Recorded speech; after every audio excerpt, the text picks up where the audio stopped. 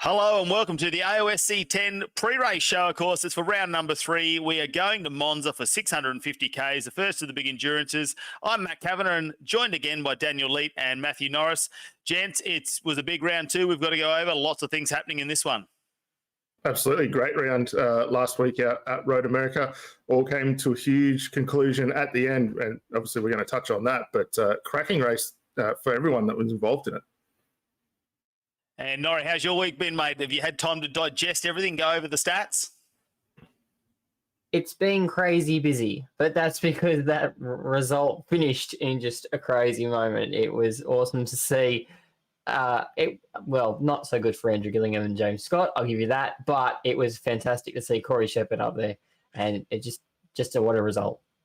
All right, don't forget, of course, if you haven't already, go to the AOSC TV YouTube channel. Make sure you subscribe to that one, like it and subscribe so you know exactly what is going on. Of course, our race tonight, qualifying starts at 7:25 p.m. Australian Eastern Standard Time. That's qualifying for the main race.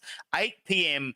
kicks off. So a little bit earlier this week, as we know, because we do have 650 Ks. So 8 p.m. Australian Eastern Standard Time. It's going to be pretty early for the guys over in WA, and anyone joining us from New Zealand in the race, they're going to be starting a little bit earlier for them. So it's a bit more comfortable, I'd say. But let's move on. We've already touched on, of course, the results from round number 2 last week at Road America. This one's a big one. Now, let's just go through the top 10 to start with. Of course, Corey Shepherd ended up winning this race, followed by Andrew Dyson in second, Brian Borg in third, so the teammate of Corey Shepherd, Tom Freer in fourth, James Scott ends up fifth, Dylan Rudd in sixth, Andrew Gilliam in seven, Michael Taljagic in eighth, Christian Smart in ninth, and 10th was Bailey Fridge. So they were your top 10 guys, but so much to go through in these results. Where do we start? Well, let's start at the beginning, because the race itself, all throughout the night, absolutely fantastic. There was a lot of mixed strategy with the guys out the front. The top 4 really skipped away in those opening few laps, built up quite a good lead. And, James Scott led from just tucked in behind, stayed behind Gilliam for pretty much the majority of that, got a little bit of an advantage through the pit stops. But then when we got to the end, it was every man and his dog just fighting for the sheep stations. And, a hell of a way to finish it out, and a very unsuspecting winner taking the round. Yeah, I mean, he stayed there the whole race, didn't he? Really, just at the back, Corey Shepherd. He probably didn't have the pace, I suppose, at some points of the race, but he never lost touch. One of the biggest things there, I think, was the fact we had a second safety car come out after Broad spun the car out and actually got stuck on the grass. So that probably was a big impact in the race, and that was only a number of laps before the finish. Absolutely, because towards the very end there, we'd already had those 2 pit stops go through. We were very fuel limited at the end of that race. So it's almost a little bit of a get-out-of-jail-free card for all those guys that pitted when they did. But at the same time, while it was that get-out-of-jail-free card, it bunched the field back up together. And the minute we get a field as compressed as that, and with the talent that we've got, there's a big chance for a big incident at the very end there. And that's basically what we saw on that final lap. And there were plenty more names, I suppose, from 11 to 35. You can see up on the screen that, like Jordan Ross was one who got in a late incident, and unfortunately, he was running right up there. He was actually in 5th earlier on in the race, so a late incident for him, and he ended up in 12th. Who else is some of your pickouts, Norrie, sort of in that 11 to 35 area where you saw some major improvements? Well, I'm not calling them improvements because Jordan Ross was back there in 12th, and there's a few others. Rob Harris wasn't on his roof this week, so that was a good start back in 20th. Talk about, Tony Gaffer. He was up there as well, 32nd. So there's a few good guys in that mid pack where they're really punching towards the front end of the field, and they're making efforts to improve each week. Yeah, I noticed, Dan, you were talking. We spoke after the race that there was a couple of people in particular there that sort of moved up the field. They made some big moves throughout the race. I suppose didn't quite get the qualifying they wanted to start with. Yeah, we had a few guys, especially down in that sort of mid to bottom pack that sort of qualified relatively well. A couple of guys like Jaden Borg, started around 38th position, had a very awkward start, basically dropped right down to the back of the field, was able to fight his way through, came up, I think finished about 30th at the conclusion of the event. So it was a good, strong run there. Matthew Blunt was also another one of those drivers, and he put through a fantastic campaign. Again, similar story, got an incident on that opening lap, dropped right down the field, and then just kept chipping away and gained all those spots all the way back. And he found himself home in that 29th position. Yeah, some interesting sort of things happening there. I suppose it was probably, I'm going to sort of point out this, probably position 14, Jamie Stovald, all the way back to Blake Warboys in 22nd. And we saw that group of guys really sort of tussle for positions, one to go wide, a couple of cars to go through, sort of going back and forth. Matty Mascord did quite well at one point. He was quite a bit further up that pack where he ended up in 19th, but he went up, had the incident, came back. So, there was some great racing going on there, and I'm glad we actually got to see a fair bit of that throughout that race with 300 kilometres. Yeah, absolutely. And those guys really just kept chipping away. And that's the thing for this championship. You don't need to win every race. We've seen championships come down to the wire with good, consistent driving. And for all those guys, just accruing the points week in, week out is what you need to do, especially if you want to get yourself up towards that top 10 and maybe even be vying for that championship at the back end of the season. But we have to turn our focus now to probably the top 7 is where all the impact was made throughout the race on the final corner of the final lap. So let's head into our AJ Insurance Services impact of the round. And it was all 7 drivers there so that it impacted. And it was actually between James Scott and Andrew Gilliam on the final lap, final corner. Let's have a look at the replay of exactly what happened so we can have a chat about it in a second.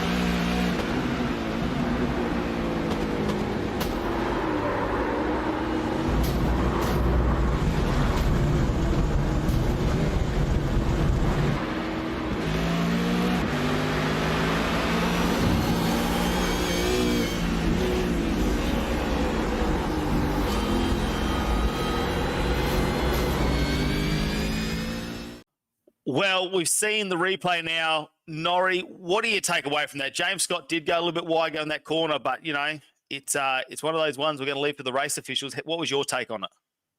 That's one of the reasons I'm thankful I'm in the comm box with you guys, because I do not want to be calling that one. In my eyes, James opens up the corner a bit too much and invites Andrew to make the move. Andrew, being a race car driver like any of us would, takes the bait, and then James shuts the door on him. So that's just my opinion of that, but that's what I can see. And that looks as though if James had opened up the corner, he could have got the exit and gone running up the hill.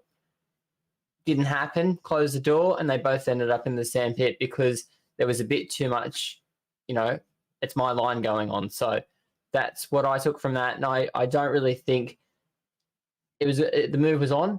I think they both could have got around there and not had that, but it needed responsibility from both parts.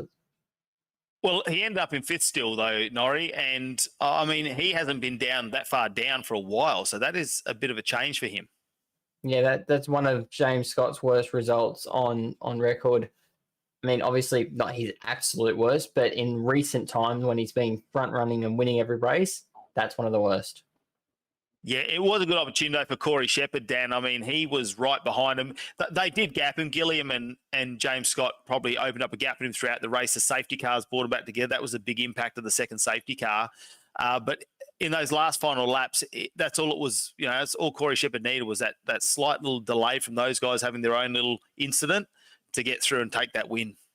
Yeah, absolutely. And I think Corey would attest to this. May not have had the outright pace that he needed to do, similar to what we saw at the very first round at Brazil there. I mean, just a little off. Again, similar to Brazil, the car was maybe a little bit tricky for him to hang on to and get the most out of.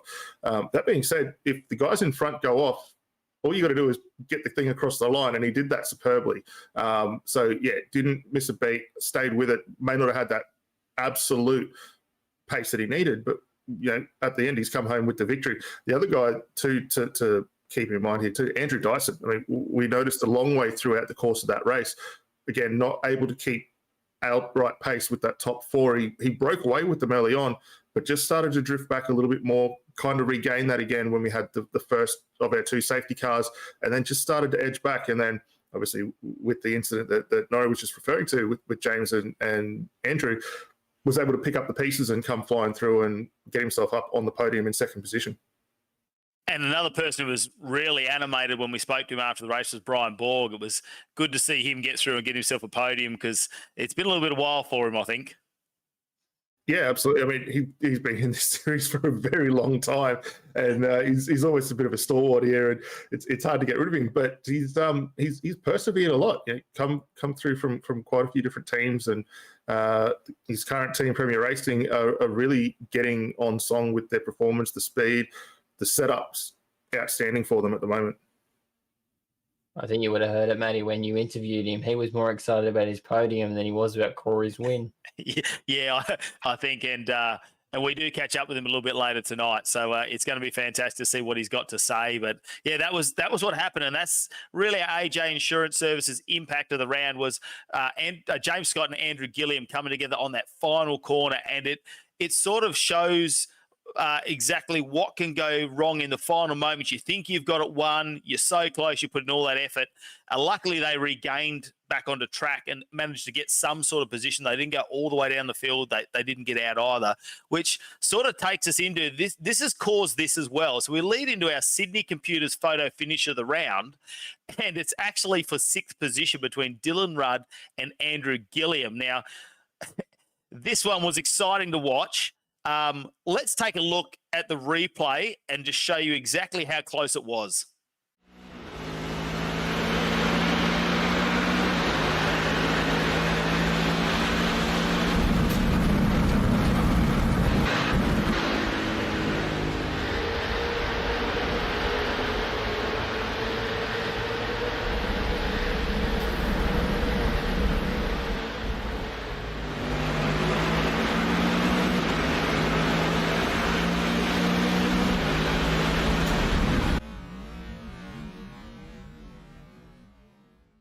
Wow, like what a way to finish a race. You're on the grass, going past someone, you're pretty much got the front split and the front wheel in front. That's all you've got. Only a small section of the car at that sort of speed. Gilliam pulls over, tries to do a maneuver. I don't know if he actually knew he was there or not. Who knows? But this is our Sydney Computers photo finish of the round. Dan, I mean, he moved over. How do you take on this one? Yeah, it's a bit of a tricky one. I get the reason behind moving over to defend the line. It's a very late call, and I know Race Control has had a look at it, so we'll wait for their decision on how this is unfold. I think from what we're seeing, it is a breach of the ruling, but again, that's for Race Control to come up and determine. For Rudd to go around the way he did, absolutely awesome reflexes. He just gets the car moved over. There's a minor little bit of contact that you see on the front right corner as he gets around Gilliam. But to have all four wheels off the road and still gain the position was huge. I mean, that could have ended exceptionally badly for not only himself, Gilliam, but a lot of drivers further down in the field, as they all crested over that hill, it's a blind rise up through there. So very fortunate in the way that it ended. And definitely one that he won't want to repeat anytime soon. But it's a hell of a way to gain the podium. And as we see the still at the conclusion there, he is right out over the grass there. I was really excited for us to watch and really commentate, because we didn't know what had happened for a second. We had to watch the timing screens, in full speed. It was so close to call. So that's what made that our Sydney Computers photo finish of the round. And I mean, have we got much else to talk about? They were the big talking points of round 2, weren't they? Really, that final corner, how it impacted everyone's position, and what we saw in the final moments there, I suppose, to the finish of the race for the top 7. I think that's where it all ended. I mean, the only thing that came out of round 2 was that we all now have to grow beards. That's pretty much the only thing that we've come out of round 2 with. The one thing I do want to point out, and I'll just pull Daniel up on this, in last week's show notes, I'm just going through, you don't actually mention passing on the grass for a position. So that's something you should look at for this one. Well, no, and we'll get to that later on, but we don't recommend it. It's certainly not the best way forward. And I mean, we've seen SVG out in the supercars attempted to try and cool the tyres. That's not how you want to finish a race, though. Oh, wait, it's we're only 2 rounds in, remember? So it's we're already seeing some exciting things happening in AOSC 10. Big shout out, of course, to Jinx Shifters, our major sponsor. Don't forget, they've still got their competition going. So if you go to their Facebook page and find the post, of course, get yourself up there. He's got some new white Jinx Shifters T-shirts to give away. So get yourself wearing your merchandise, using their shifters, their brake bias adjusters, whatever it is you got from Jinx Shifters. Take a photo, upload to the Facebook page or onto your Instagram and hashtag Jinx Shifters. Of course, competition closes on the 31st of January. Don't forget that one. But a big announcement this week, guys. It is we've teamed up AOSC and Pure Driving School from now onwards. Of course, if you want to go back it's actually from the 25th, AOSC and Pure Driving School are partnering up to provide expert driver coaching for AOSC members. This means you can benefit from driver coaching, hosted by reigning 2-time champion James Scott, of course, from the Logitech G Altus Esports. Simply head over to the AOSC Discord and post your message through the driver training channel for more info. And, of course, big thanks to Pure Driving School and James Scott for giving us their time. And that's a pretty good initiative, I think, gents, because some of those guys further back may be just looking for some car setup or some tips on some of the tracks that we get around. Absolutely. It's a great initiative from AOSC to try and look at, obviously, helping develop the younger drivers that are in the championship. Obviously, we traditionally see 2 splits. And so for those guys that may not have the outright pace that they need, or maybe just lacking a little bit in finding the marks, getting the turn-in points, to have someone like James be able to provide his time to help those guys learn and develop is a huge thing, and definitely a lot of people taking a huge amount of knowledge and information away from it. Just to echo that sentiment, how good is it to have a 2 times AOSC champion showing them the ropes? That's excellent for the series and for all the competitors taking part. Yeah, great partnership. We can't wait to talk more about what's going on with that in future shows. Right now, though, it has changed a little bit now with those final positions in round 2, the series standings. Let's bring that up on the screen, of course. So this is where it's at. Your top 10 now is Corey Shepherd now leading the championship after 2 rounds. James Scott in second, following by 50 points. Then it goes back to Tom Freer, Brian Borg in 4th, Bailey Frid in 5th. Then it's Michael Taliancic in 6th, Jordan Ross 7th. Andrew Dyson now ends up in 8th, Jacob Knight in 9th, and Neil Pearson in 10th. So they're the top 10 in the championship at the moment. Any other standouts, guys, as we look from 11 to 35?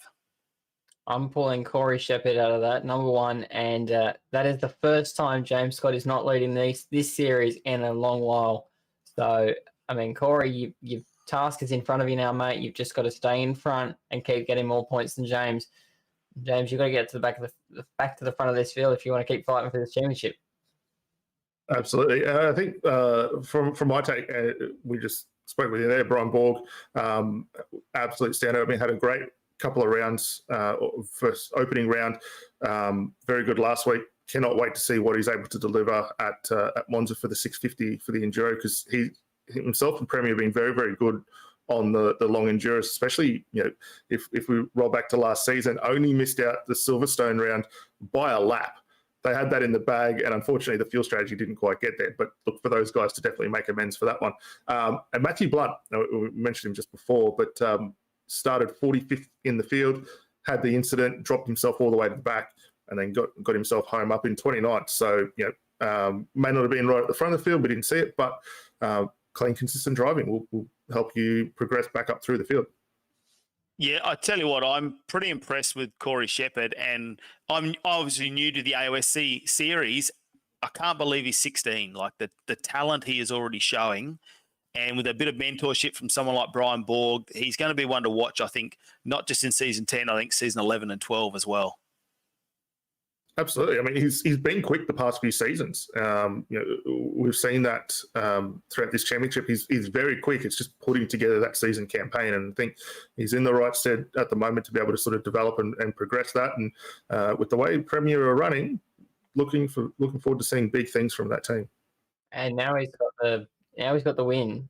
That is one thing he's going to be able to say he's got now. He's got a win. Now he just needs to get more of them, build that championship charge. Definitely right. A season or two away from seeing a real contender there. Yeah, so much confidence for that young fella. And it's fitting that we actually caught up with Brian Borg this week to talk Premier Racing and see how he is going in the AOSC. Let's see what he had to say. Well, Brian Borg joins us tonight. Brian, thanks for giving us some of your time here this week. It's great to catch up with you and your team because you're doing fantastic things already 2 rounds into AOSC 10. And exactly how are you feeling out the season so far? Yeah, it's been a good season. Obviously, it's been a good Christmas and New Year, so happy New Year to you guys. And, it's, round 2 already. And as you said, we're doing pretty good as a team and things have really been kicking off pretty good. And amazingly, you've actually got quite a few young guys in your team, especially Corey Shepherd, Jet Johnson. How do you feel? Are you sort of like a bit of a mentor for those guys? Yeah, well, I'm definitely the old bloke in the team now. I feel like I'm a mentor, but obviously they need to learn from their mistakes and stuff. I'm probably doing more mistakes than what they are. So I'm learning more about how to drive like they drive it, and they drive it like they stole it. He's got a pretty impressive career, though, doesn't he, Norry, so far? Absolutely. I was just about to call that out. It's 130 races strong. There is one win, so you're not winless there, boy. There is a win. Oh, wow, man. I'm so excited about that stuff. But you have been a bit luckless. There have been so many times you've been punching at the front end of this field, and that a result has gone begging. There was one last season. There's been a couple of times before. It must be hard to be at the front end of this field, but then not be so progressive with the results.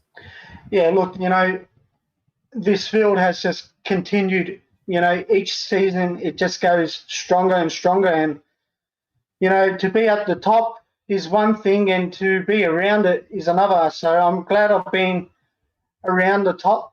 I don't know. I think, the old saying is the greyer the hair, the faster we go. So I'm looking for more greys. I tell you what, though, like last round number 2, Road America, crazy finish at the end. How did you think? Did you think you were going to make it through and make that podium at the end? Yeah, round 2 was a crazy race. Late safety cars, and those safety cars came out, I think it was lap 30 we had our first one, and it just brings everything back. The field comes back to you, you've got a new challenge, you get into a rhythm, and when those safety cars started coming, I was happy at P6, and then Jordan Ross had his off, and it was P5, and I'm like, yeah, you know what, P5 is good. And then the last lap and what happened on the last corner, I'm like, wow, man, I got the podium. And Corey's like, I got the win. I'm like, yeah, but I got the podium. Yeah, you're pretty excited when we spoke to you after the race. But, I mean, yeah, how important do you think it is for someone like Corey, really, with his confidence so far? I mean, he was really good in round 1 as well. Maybe with a bit more experience, he might have got past James Scott in that first race of the series as well.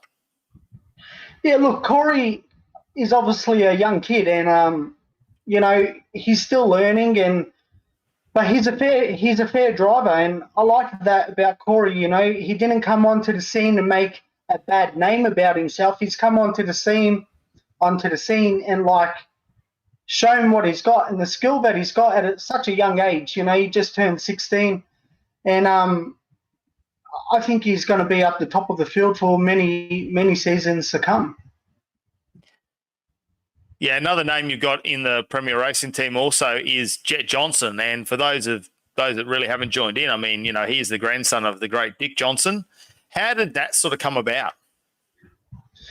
Yeah, well, with Jet Johnson, we were really just talking with each other in practice sessions that we were doing, and I just offered my advice to him, and he grabbed it with both hands. And when I found out that he was doing the AOSC season, I'm a lifetime fan of the Johnsons. So to have a Johnson in my team is a bonus for me, mate. You've got some other young up and comers in your team as well as Ryan Wood. Yeah. He was up there with Corey. It must feel good as a team owner to not only have consecutive podiums with both two drivers on the podium, but to be sort of leading the team's charge and having those up and comers in the team. It must feel good to be able to have that sort of experience and youth around the team. Yeah, look, it is good. Ryan is a very established driver. He's obviously doing awesome in his real-life racing. He finished off at Hampton Park in New Zealand with the lead of the championship for the Toyota 86. So to have someone of that calibre in my team, and, I think with Corey and him being in the team, they will push each other to new levels. And as a team owner, yes, I'm excited, but I need to I haven't had this before, so it's something new for me to keep an eye on it, I guess, and it's a challenge. It's a challenge having fast guys in your team. Well, you just touched on Ryan Wood. I mean, we know in real life he's got some other racing commitments so far. So what does that mean coming into the 650K this week in Monza? What's the teams looking like? Are you going to be with Corey Shepherd? Yeah, so I'm with Corey Shepherd. Ryan is racing in real life, so he won't be here for the 650. But, it's myself and Corey. There's Wade Sheedy with Nicholas, and Jet Johnson will have a teammate to be announced. Oh, does that mean we're going to get someone special for him? There's a big smile on your face. Was it down to the last moment, is it? Are we gonna, yeah. I think you're keeping something from us, Borgie. No, Shane Van Gisbergen's locked down, so it's not him. He's got access to a sim, doesn't he? Yeah, probably. I will say that looking at the 650, it does look strong for you. That's where your last win came from. So 650s are a good omen for yourself, I would imagine. Yeah, look, I really like the endurance side of things. I think it really suits me as a driver. I know where I am in my position as the teammate. But, if I need to bounce, I'll bounce. I suppose one of the things we interviewed James Scott in our first sort of interview this season, and he's sort of a lone ranger out in his own without any teammates in the series. How important is it to have some teammates to get some data for the car setup and things like that? Yeah, look, James obviously does an awesome job with how he goes about his racing, and as he touched on, he doesn't really have any teammates to fall on, as far as I know. But, for us as a team, yeah, it's good. We find that team battles in the team always helps us, racing with each other. We know where to position the car if we're, out braking. And, yeah, it's just good to have that kind of data to see what other people doing in braking areas and throttle application. You know what it's about. Like, it's just good to see another set of hands and pedals, I guess. And so if we come down to a safety car say 30 laps out from the finish this weekend, who will take the wheel? Will it be you or Corey? Yeah, I definitely think Corey will be there at it. Unless for some reason I'm faster than Corey, but I don't see that happening. Oh, Never mate, get yourself out, Morgie. Oh, mate, we're not counting you out for anything, Borgie. I mean, don't take it away. You were very close in fifth position, like you say, and anything can happen on the last corner, as we saw in round number 2. So, good luck this weekend at Monza, mate. It's going to be a ripper track. And I mean, have you got any certain challenges at Monza that you find? Yeah, I think there's actually 6 teams that can definitely, take out the 650 at Monza. And being a track where draft is so, so much drafting at this track, qualifying is going to be key. And if you don't get a good lap in qualifying, you're pretty much not race over, but you're putting yourself in a position once that draft is gone from you, you're really falling behind the train. It's going to be interesting this one weekend. Norry, have you got anything else to add? Just best of luck and go out and wring its neck and keep that team of yours at the front of the field. Yeah, we got something special on the car this weekend. So make sure you get a look at it. We'll pass that on to Nick and make sure he gets a good camera angle on that one. But thanks for your time, Borgie. We can't wait to see how you go tonight in the race, and good luck. Yeah, thank you, guys. Appreciate it. Well, how was that from Brian Borg? I mean, he's a bit of excitement to talk to on the radio, especially after he's come on the podium in third. We know that already. Great to catch up with him earlier in the week and have a chat about Premier Racing, Corey Shepherd, Jet Johnson, Ryan Wood, all those guys that are part of his team. He's got such a youthful team behind him too, and I think he's been a great mentor so far. Absolutely. I mean, I actually didn't realise that he'd already knocked over 130 races within this series. I mean, we said very early on, he's a bit of a stalwart. He's part of the furniture almost for AOSC. I just didn't realise it was to that quite of an extent. So that many races he's been there plugging away week in, week out, which is awesome to see. And as you're saying, they're really looking forward to what's coming up for Monza. And like I say, I think they will sort out what they need to do for that strategy to get themselves home in a fantastic spot. And Norrie, how strong do you think he's going to be teaming up with Corey Shepherd in this one? And we know he's had his luck at the endurance 650K races. Absolutely. That's where one of his wins came from. And he made the point quite clearly. He knows his position in the team is simply hand it to Corey and keep the thing at the front. But I don't doubt Brian's got the pace, got the know-how, and got the nous to know exactly where to put the car. And they'll definitely be strong this round. You watch, they'll be on the podium. Yeah, can't wait to see how they go. Let's head over, though, now to simrigs.com. Show us your rig. And, of course, this week it was Nick Hausler, our director for the show, who sent his rig in. We got him coming in now on the Discord channel, so don't forget to load him up there. Norrie, run us through exactly what Nick's running at home. He's got a heavily modded hyper stimulator, originally purchased in 2001. Yes, that's 2001, that year. Back then, a long time ago.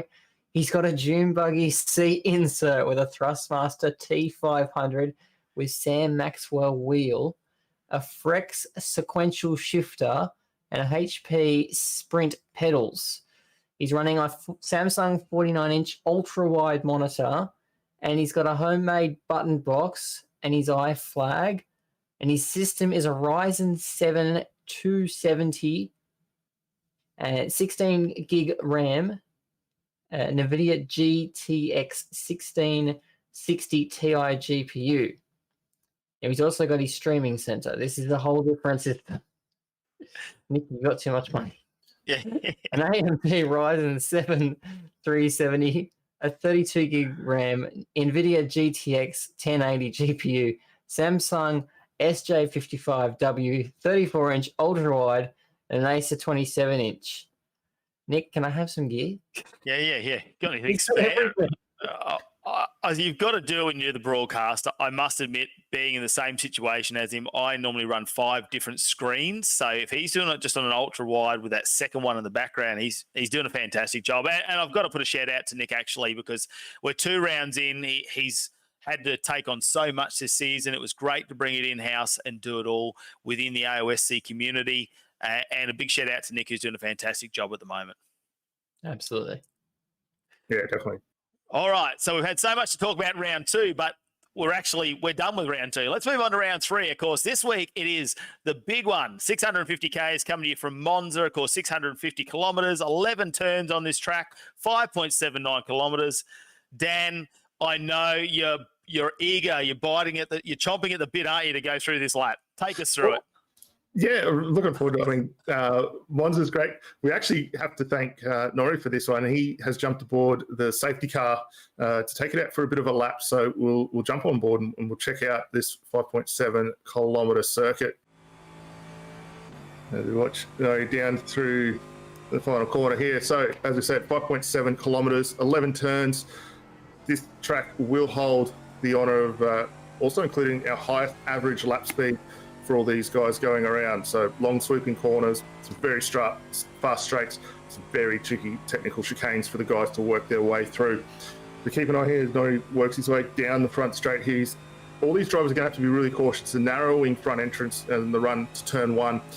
It's a very tough corner to get right. A lot of brake pressure is going to be applied, and with 3 wide as everyone funnels their way down, it's going to be very tricky for them to get through. Use the curbs as much as possible, but keep an eye out for the gravel out on that outside.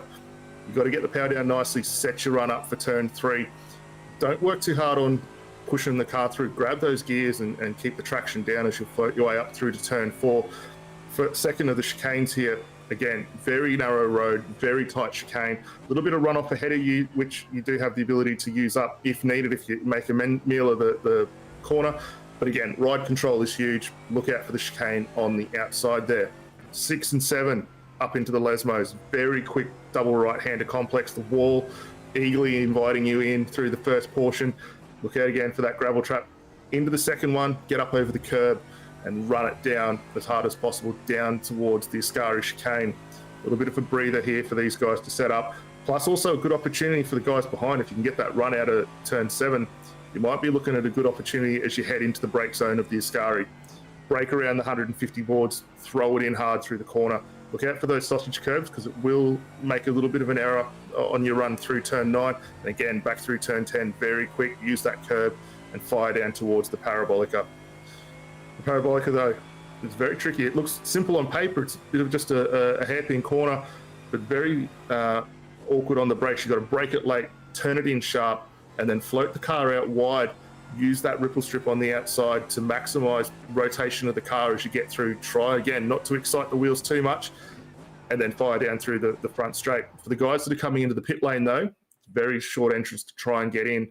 And again, much like Sebring, which we'll be going to later in the race, you've got to watch out, make sure you hit those markers to get that car down to pit entry speed as quick as possible.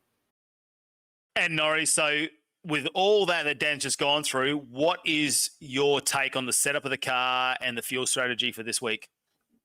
Well, setup on the car is going to be important. I've always said Monza is 2 drag strips with some chicanes thrown in the middle. So it's basically going to be a boating effect this weekend. It's going to be lots of this going on because your car is going to be there. There's going to be a lot of rear tyre grip. That's what you want to drive down the straights. You want less aero and lots of rear tyres. Fuel strategy is going to be simple, though. We're expecting about 4 stops, and it's going to be really easy. Run it out of fuel and fill it up. Keep doing that a couple of times. One thing with 650s, though, is you've got to make sure your driver minimums are taken into account. So one alternate strategy is to find out your driver minimums and fill it up from the end of the race backwards. That's going to give you an option that's going to be able to undercut your competitors in the pit lane. Yeah, very interested to see what everyone is going to do this week. We just went over that, a couple of different strategies they can start with. Safety car guys, what do you think that will play an impact? Do you think we're going to see a lot of incidents on this track? I mean, like you say, those curbs are pretty vicious. Well, yeah, it's not just the curbs. It's also the brakes into those first 2 chicanes. Very tricky, very slow corners. And through the start of the race, obviously, we've seen it already before. We're going to see a lot of 2 and 3 wide as all the cars funnel their way down there. So if anyone makes a bit of a mess of that up towards the front, locks a brake, throws it sideways, whatever, we're going to see a lot of carnage further back through the field. So avoiding that is key. If you need to use that runoff down through the outside of 1, you might pick up a slowdown, but just take your time, get back into it. It's 650 Ks. You've got a lot of life left in it to come back through.